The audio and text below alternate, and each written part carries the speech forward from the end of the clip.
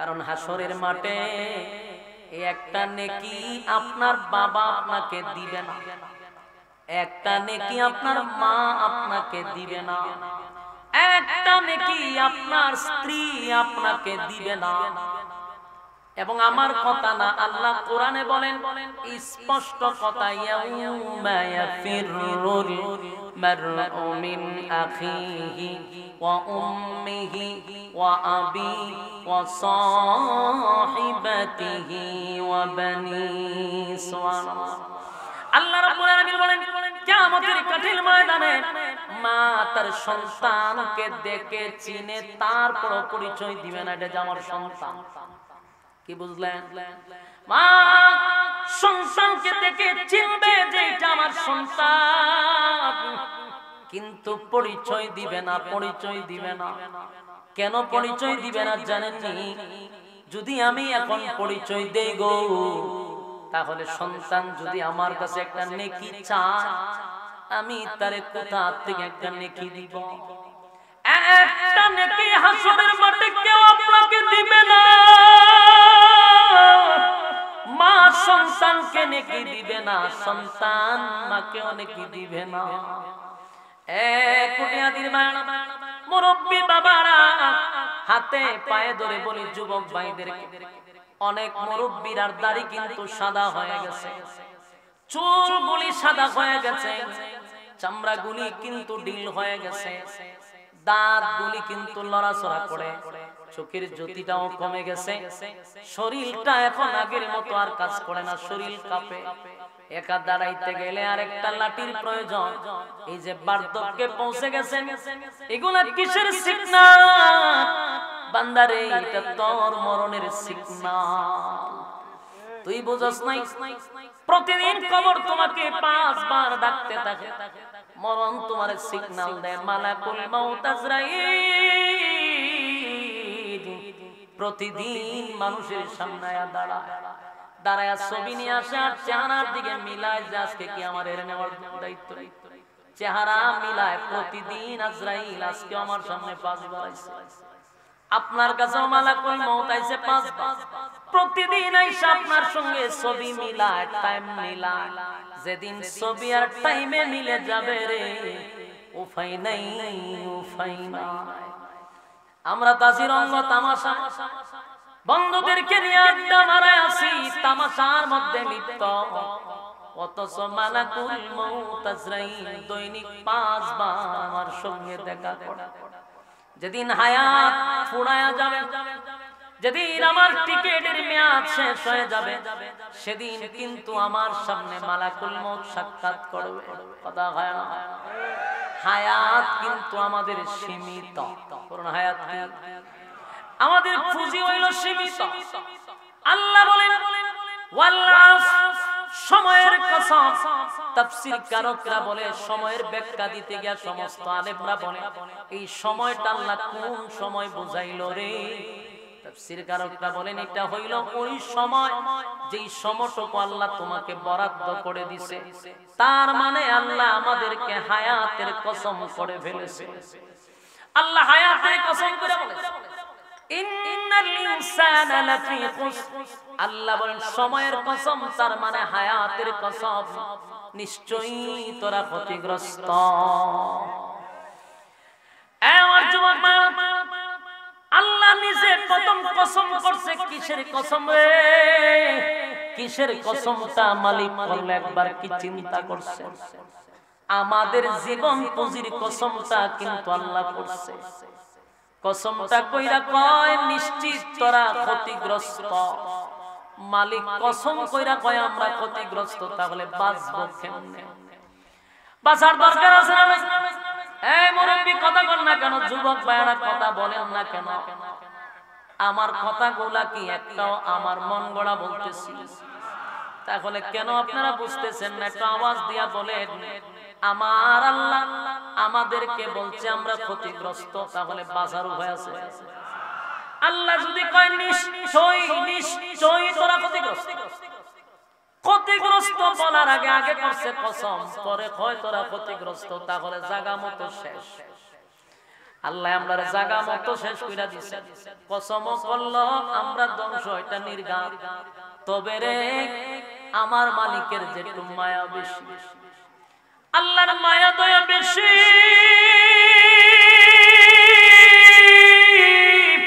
মালিকের মায়া দয়া বেশি গো, মালিকের মায়া দয়া বেশি। মায়া দয়া বেশি হওয়ার কারণে আল্লাহ প্রথম বলছেন নির্ঘাত তোরা ক্ষতিগ্রস্ত, ওয়াল আস সময়ের কসম তোরা ক্ষতিগ্রস্ত, ইন্নাল ইনসানা লাফি খুসর তোরা ক্ষতিগ্রস্ত।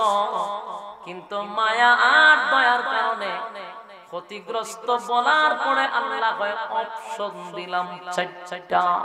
জোরে কোন কয়টা অপশন দিলাম? চারটা। চারটা অপশন যারা পালন করবি, চারটা কর্মসূচি যারা পালন করবি, ওয়াদা দিলাম আমি তোদেরকে ধ্বংস করব না। সুবহানাল্লাহ।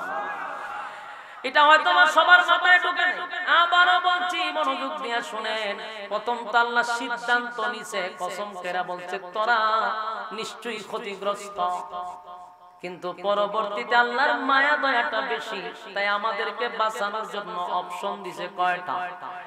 চারটা অপশন দিয়া বলে বাংলা শুন, আমার আল্লাহ আমি আল্লাহর মায়া দয়া বেশি, তাই চারটা অপশন দিলাম। যদি পালন করস ওয়াদা দিলাম আমি তোরে ধ্বংস করব না। যদি তুই পালন করস আমি তোরে ধ্বংস করব না। তাহলে এক নাম্বার হলো ঈমান, দুই নাম্বার হলো নেক আমল। নেক আমল, নেক আমল, নেক আমল। ঈমানটা আনতে হবে একমাত্র শুধুমাত্র কার উপরে? এই ঈমান হলো আল্লাহর উপরে।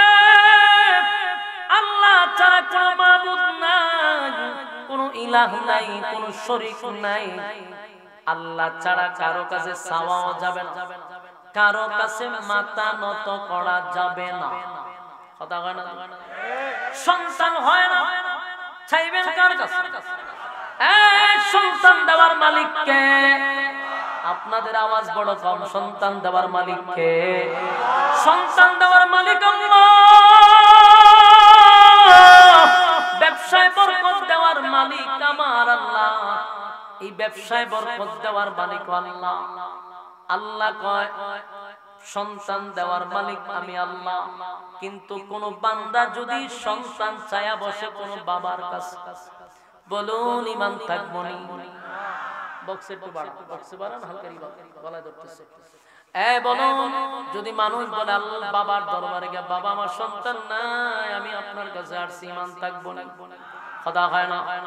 ঈমান থাকবে না, ঈমান ধ্বংস হয়ে যাবে রে।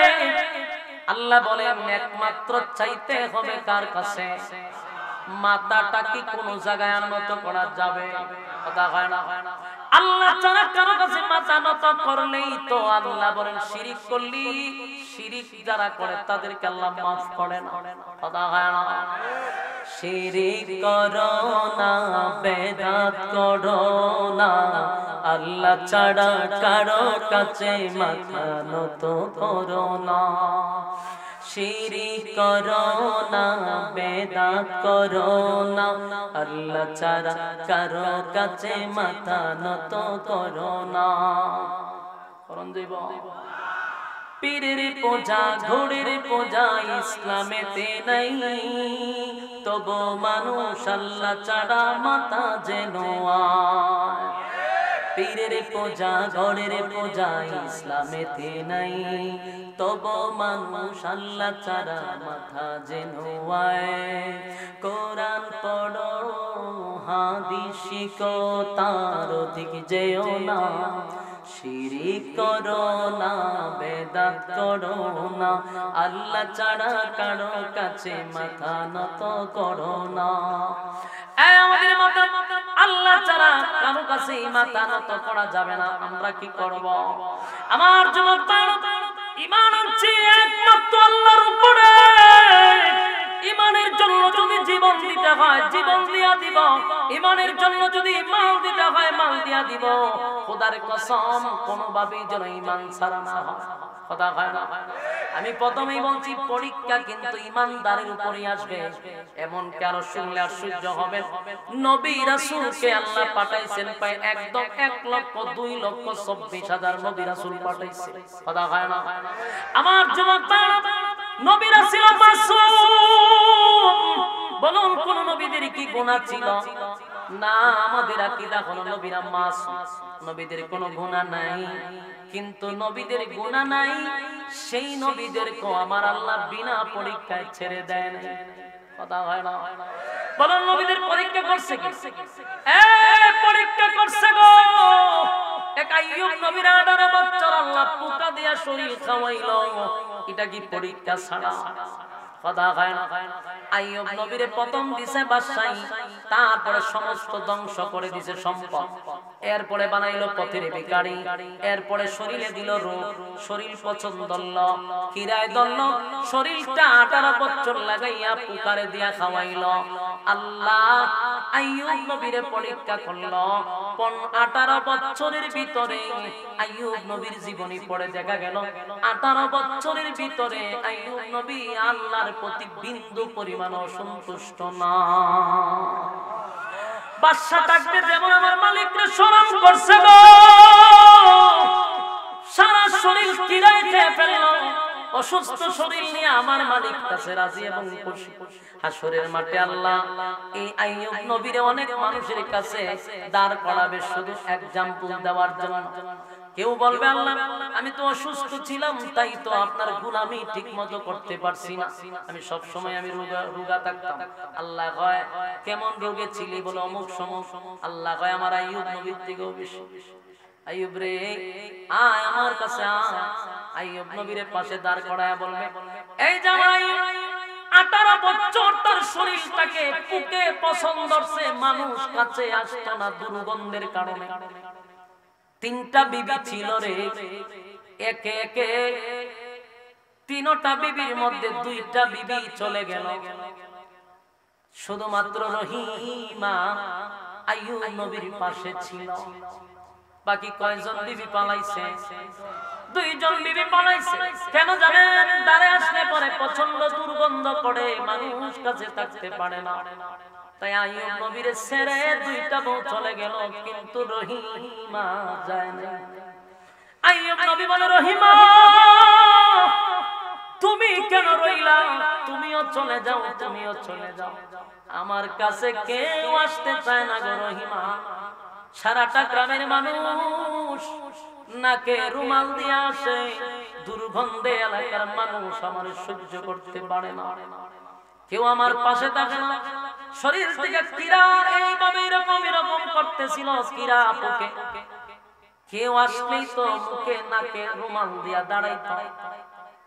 আল্লাহর পয়গম্বর আইয়ুব বলেন প্রাণের বিবি হে তুমি আমার কাছ থেকে চলে যাও, এমন একটা মানুষের সাথে তাইকা তোমার জীবনটারে ধ্বংস কইরো না। রহিমা উত্তর দিছে প্রাণের স্বামী গো, সুখের সময় তো আপনার কাছেই ছিলাম, আপনি ছিলেন দেশের বাদশা, আমি ছিলাম দেশের রানী। দুঃখের সময় সুখের সময় আপনার পাশে ছিল, এখন আপনার পাশে কেউ নাই, দেশে কোনো জনগণ নাই, কেউ তো আপনার পাশে দাঁড়ায় না, আপনার শরীরের দুর্গন্ধের কারণে আপনার পাশে কেউ আসে না।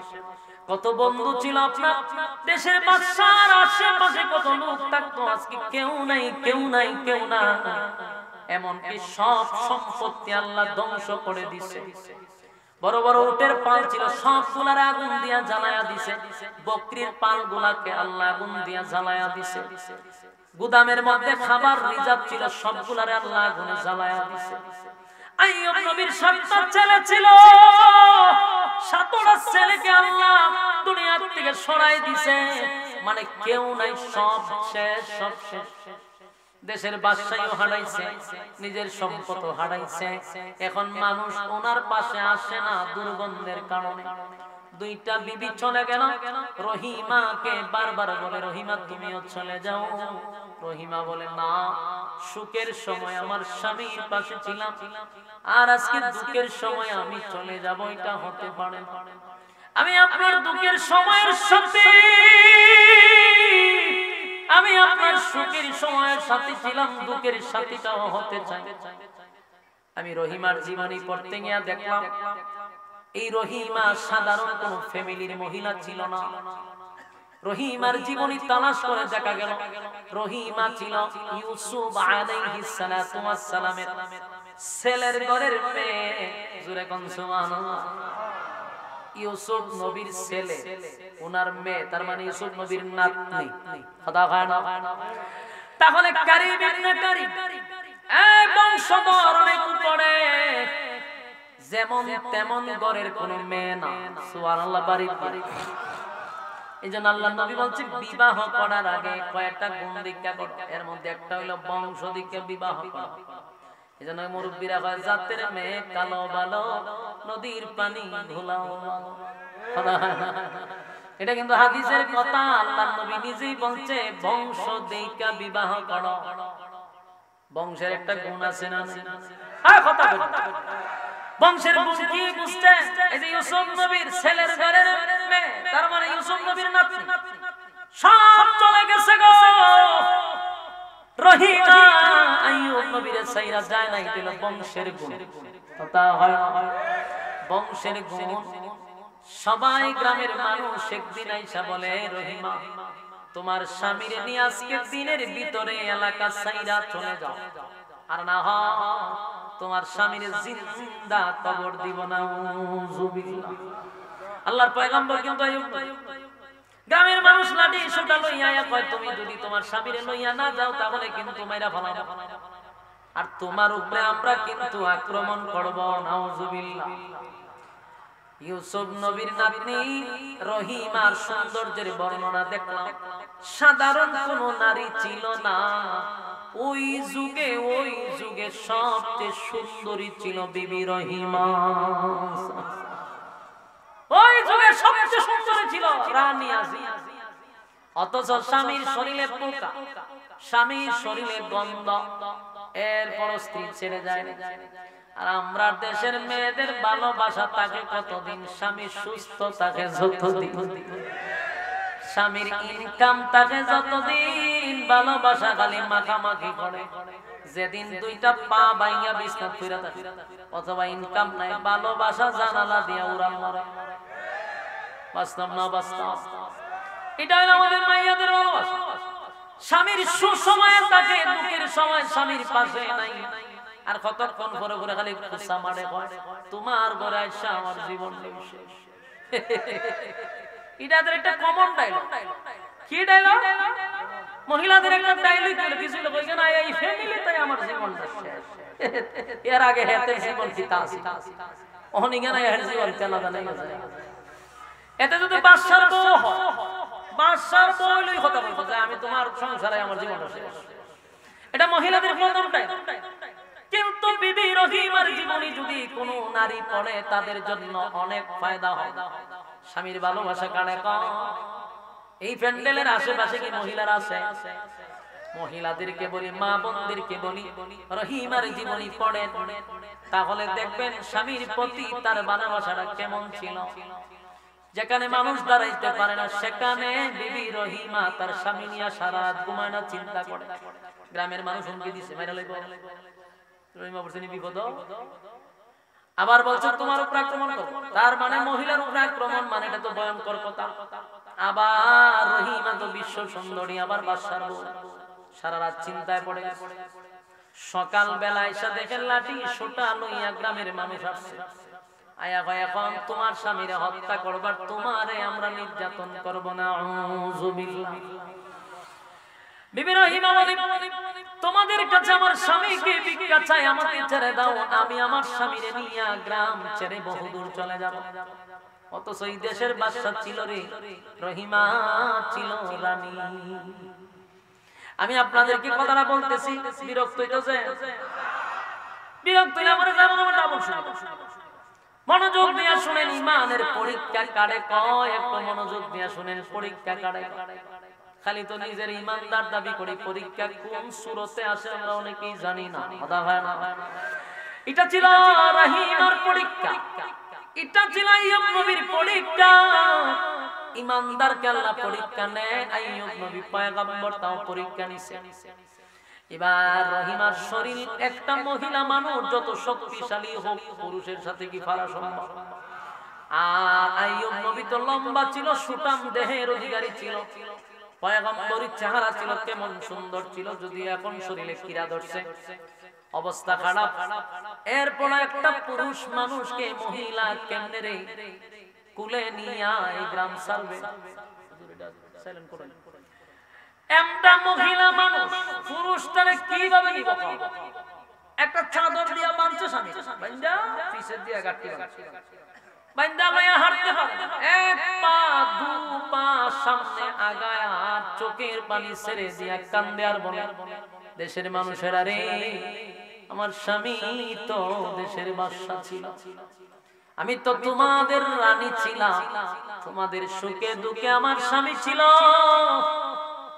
আজকে আমাদেরকে গ্রাম থেকে অপমান করে বাহির করে হচ্ছে, খাবারের কিছু না, রহিমা অল্প কিছু খাবার নিয়ে চলে গেল জঙ্গলে, জঙ্গলে চলে গেছে, জঙ্গলে গিয়া একটা জায়গায় আইয়ুব নবীর শোয়া দিল, কিছুদিন জঙ্গলে বসবাস করলো, যা রিজার্ভ খাবার আর চিন্তাও শেষ, এখন তো খাবার নাই। রহিমা চিন্তায় পড়ে গেল, আমার স্বামী যদি পেটে খিদা লাগে আর পেটের খিদায় যদি কাতর হয়ে যাবে, কি জবাব দিব? আমার স্বামী না খাইয়া মারা যাবে, এটা আমি বরদাস্ত করতে পারি না। ভালো করে শুনেন, পরীক্ষা কারে কয়, একটা মহিলা দেশের বাদশা ছিল রে, বাদশার বউরানী ছিল, বিশ্ব সুন্দরী রহিমা স্বামীর পেটের খিদা নিবারণ করার জন্য নিজেই তো কাজের মহিলা সাজল। সুবহানাল্লাহ। বাড়ি আমার মা বোনেরা দিলের কান লাগায় শুনেন গো, বিবি রহিমা বিশ্ব সুন্দরী মহিলা ছিল, দেশের রানী ছিল, স্বামীর পেটের খিদা নিবারণ করার জন্য এবার কাজের মহিলা সাজল। কাজ করার জন্য গ্রামে যায়, কয়েকদিন মানুষ কাম দিছে, খানা টানা নিয়ে আসছে না, স্বামীরে খাওয়াইছে, কিন্তু মিস্টার ইবলিস শয়তান এটা দেখে আর বরদাস্ত করতে পারতেছে না। মিস্টার ইবলিস মানুষের সুরত দিরা মানুষের কাছে গিয়া কয়, তোমাদের বাড়িতে যেই মহিলাটা কাজ করে জানো নি মহিলাকে? কয় না। কয়টা? আইয়ুব নবীর বউ। কইতিলে আমাদের বাড়িতে কি রানী সাহেবা কাজ করে? বলে হ্যাঁ। কয়টা? তো বড় কথা না, কথা হইল এই মহিলা যে তোমাদের বাড়িতে কাজ করে, আইয়ুব নবীর শরীরে যে রোগ, এই রোগ সোয়াসুই রোগ, তোমাদের প্রত্যেকটা মানুষ তো এই রোগ আক্রান্ত হইবা, এই মহিলার কারণে তোমরা সব ধ্বংস হইবা, গ্রামের মানুষের সব বনাশ, এটা তো হওয়া যাবে না। রহিমা আসছে কাজ করার জন্য, গ্রামের মানুষকে পেগেছে, তুমি এলাকায় থাকতে পারবা না, তুমি আইয়ুব নবীর বউ, তোমার শরীর থেকে রোগ সোয়াই, রোগ আমাদের আবার শরীর। চিন্তা করেন কত মর্মান্তিক ঘটনা। যুবক ভাইরা আমার, রহিমা চোখের পানি ছেড়ে দিয়ে কয়, হায় রে, আমি তোমাদের বাড়িতে কাজ করে চারটা খাবারের ব্যবস্থা করি, আমার স্বামী অসুস্থ, স্বামীর মুখে আমি খাবার তুলে দিই, কাজ যদি বন্ধ হয়ে যায় বলো না, আমি আমার স্বামীটারে কিভাবে বাঁচাই? গ্রামের মানুষের কাছে কারোতে বিনতি করলো, কোনো লাভ নাই। শেষে রহিমা সিদ্ধান্ত নিল, ঘরের কাজ করতে দিবে না, কিন্তু একটা কাজ তো করতে দিবে, এটা হলো লাকড়ি। আমি বিভিন্ন বাগান থেকে লাকড়ি কাটুরিয়ার কাজ করব। কি বুঝলেন? আমার কথা কি বলতো শুনুন আপনারা। একজন দেশের রানী হাতে কুড়াল নিছে, দেশের রানী বিশ্ব সুন্দরী হাতে কুড়াল লইয়া কাটুরিয়ার কাজ করবে, স্বামীর মুখে খাবার তুলে দেওয়ার জন্য হাতের মধ্যে একটা কুড়াল লইয়া কাটুরিয়ার কাজ করতে লাগে। সারাদিন লাকড়ি কেটে বাজারে বিক্রি করে রে, বিকাল বেলা কিছু টাকা দিয়া খাবার কিনে এনে এক মুঠো খাবার আইয়ুব নবীর মুখে তুলে দেয়। চলতেছিল বছরের পর বছর এই অবস্থায় চলতেছে। এইভাবে একটা বিশ্ব সুন্দরী রানী কাঠুরিয়ার কাজ করে পয়গম্বরকে খাবার খাওয়া। শয়তান নারীটা দেখতেও আর বরদাস্ত হইতেছে না। শয়তানের এই কাজও বন্ধ করা দরকার। এবার শয়তান বলল কি, বাজারের মানুষের কাছে গিয়া কয়, শুনছো যেই মহিলার কাছ থেকে তোমরা কাঠ কিনো, লাকড়ি ক্রয় করো, বিক্রি কিনা, এই মহিলা জানো কে? না, এই মহিলা হলো আইয়ুব নবীর বউ, আমাদের দেশের রানী। কিন্তু সমস্যা তো এখানে, হয় তোমরা যে তার কাছে লাকড়ি কিনো, এই মহিলা আইয়ুব নবীর সাথে থাকে। আইয়ুব নবীর যে রূপ, এই রূপ তো এটা সোয়াসুই রূপ। তোমরা লাকড়ি নেও, সারা গ্রামে এই রোগে আক্রান্ত হইয়া সবাই মারা যাবে। সাবধান রে, এই মহিলার কাছ থেকে লাকড়ি কিনা যাবে না। চিন্তা করো শয়তান না কত বড় খারাপ। এখন লাকড়ি কিনতে যায় মানুষ, কিনে হয় না? তুমি আপনার কাছে বিবি রহিমার চোখের পানি ছেড়ে দিয়ে কান্দে আর কয়, হায় রে, এখন আমি আমার স্বামীর খাবারের ব্যবস্থা কোথা থেকে করব? আইয়ুব নবী তো মরে নাই, আল্লাহ তোমার একটা রোগ দিয়েছে, কিন্তু পেটে তো কিদা লাগে। পেটের কিদা ধরলে পড়ে স্ত্রী আর সহ্য করতে পারে না। এখন আর কাজও করতে পারে না, লাকড়িও কাটতে পারে না। কোথায় যাবে, কোথায় খাবার পাবে? পাগলের মতো হয়ে গেছে। কি করবে, কি করবে, কি করবে?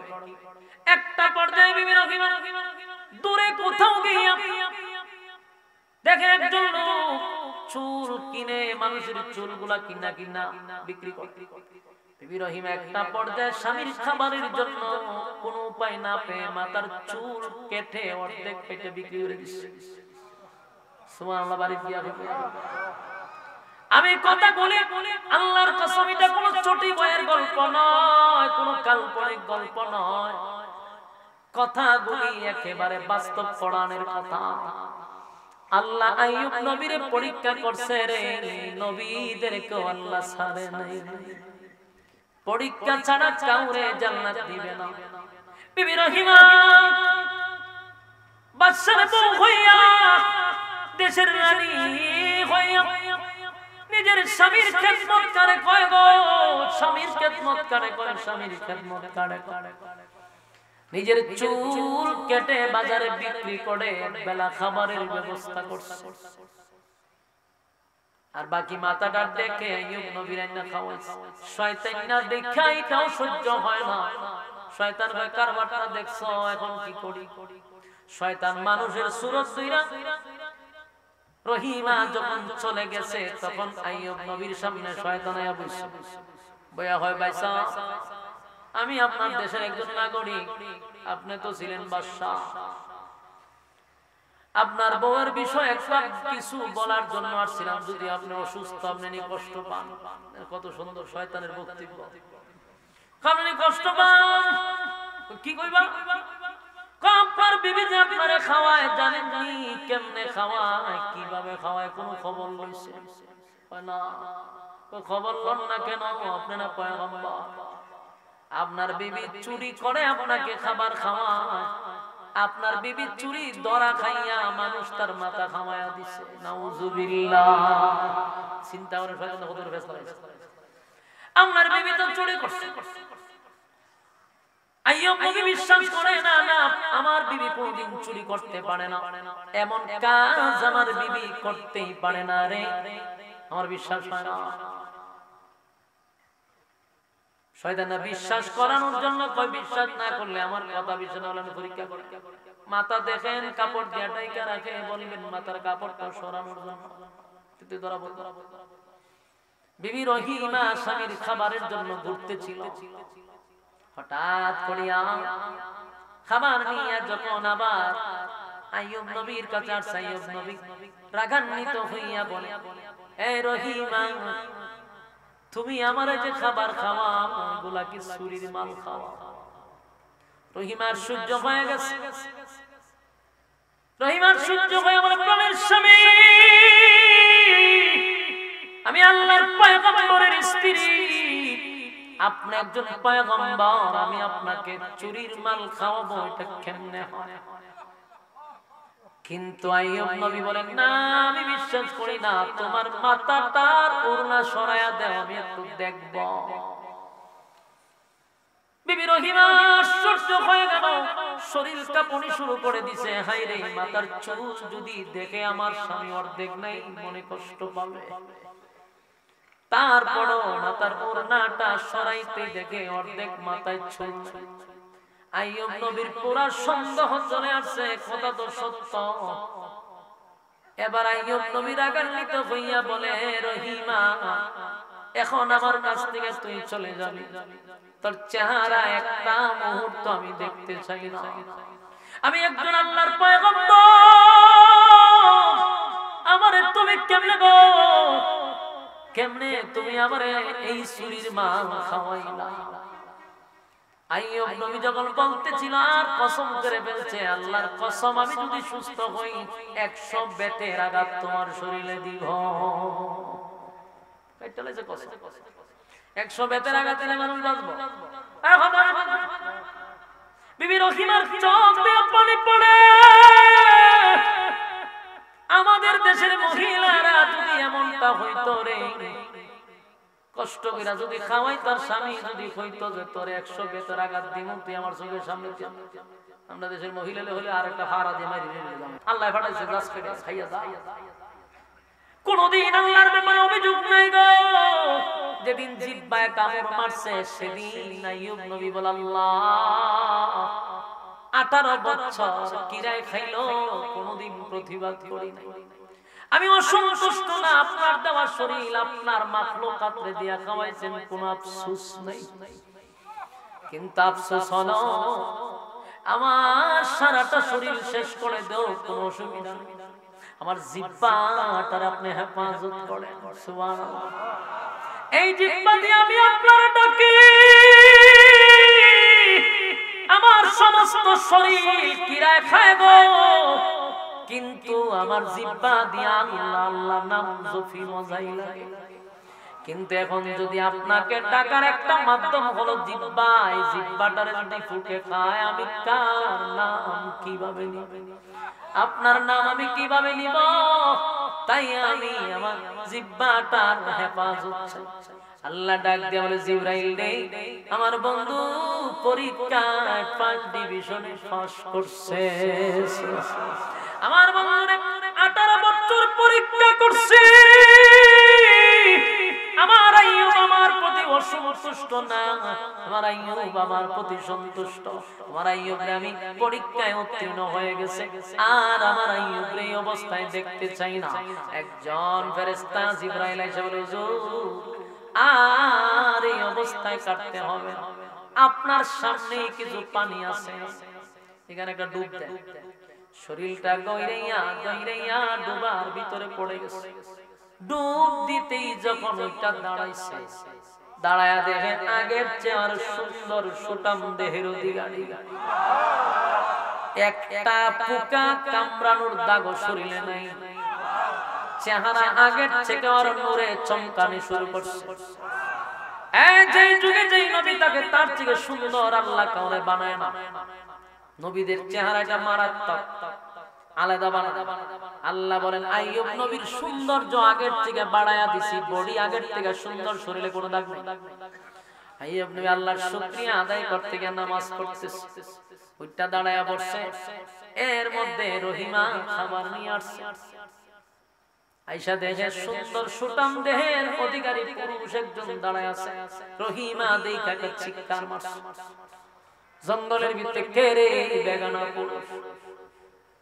আইয়ুব নবী বলে, প্রাণের স্ত্রী গো রহিমা, আল্লাহ আমারে পরীক্ষা করছে, আমারে আল্লাহ মুক্ত দিছে, তাকায়া দেখো এটা তোমার স্বামী, আমি আইয়ুব। আমার আল্লাহ আমার শরীর আবার ফিরাইয়া দিছে। যুবক ভাইরা, লম্বা ঘটনা, এই ওয়াজ করতে গেলে সারা রাত শেষ হইতো না। মূল ঘটনা হলো আইয়ুব নবী 18 বছর কামড়ানোর পরেও বলছে, আল্লাহ আমি আপনার প্রতি আগে যেমন খুশি, পোকায় কামড়ায় তখন আপনার প্রতি খুশি। আল্লাহ বলে এমন কোন নবী নাই যাদের উপর আমি পরীক্ষা নেই না। আল্লাহ সবার উপরে পরীক্ষা নেয়, কারণ ঈমানদার দাবি করলেই পরীক্ষা শুরু হবে। এ মুমিন, তোমারও পরীক্ষা হবে, আমারও পরীক্ষা হবে। বিনা পরীক্ষায় চিরস্থায়ী জান্নাত আল্লাহ দিবে না।